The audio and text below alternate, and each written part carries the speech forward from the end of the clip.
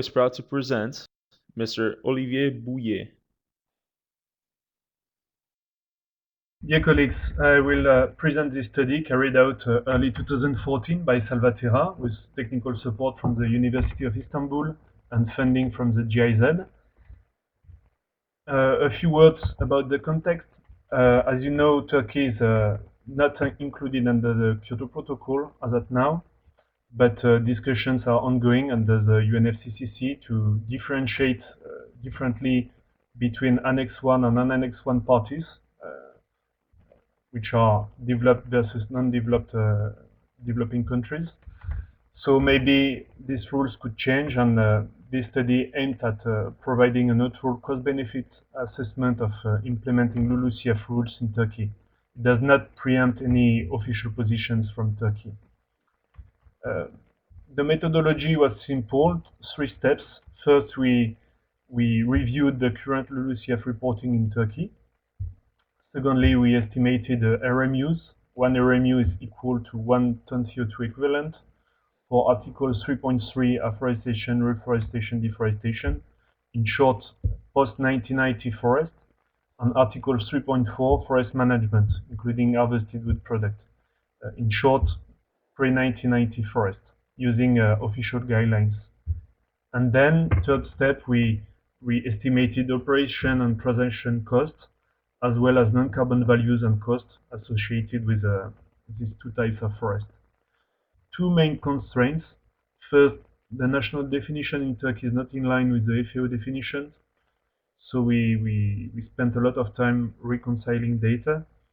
And the second constraint, we lack of country-specific data such as atmospheric equations, emission factors, and so on. Results. So top left, you can see a huge effort of afforestation from Turkey, which is in fact the 3rd country in the world in terms of afforestation after China and India. And top right, you can see that it translated into a huge sink for post-1990 forest. Middle left, you can see that the area of coppices pre-1990 coppices decreased over time at the expense of high forest deciduous, and at the same time there was a slight decrease of coniferous high forest. And middle right, you can see that it translated into an increasing sink from 1990 to 2005, and after that a decreasing sink due to an increased harvest. Top left, you can see that the stock increased over time since 1990 in terms of ton of dry matter per hectare. And bottom right, you can see that the harvested wood product pool increased over time due to the increased level of harvest.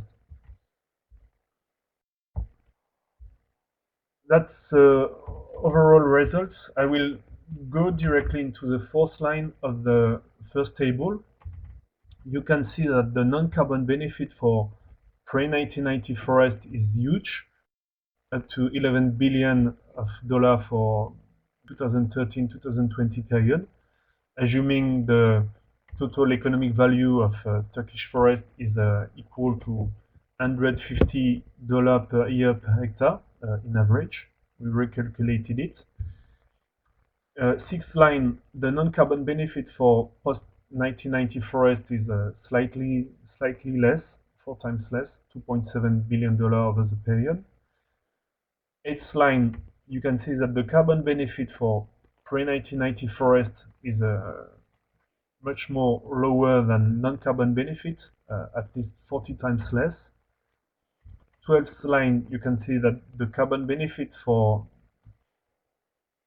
post-1990 forest is 4 times less than the non-carbon benefit.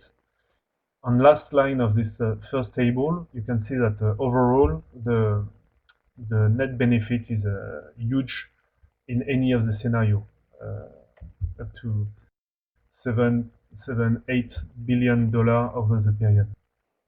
In the last table, we did a sensibility analysis based on different assumptions on the carbon price. The first one, taking the current European market price, which is $4 per ton. A second, using the forest carbon price on the voluntary and mandatory market, $7 per ton.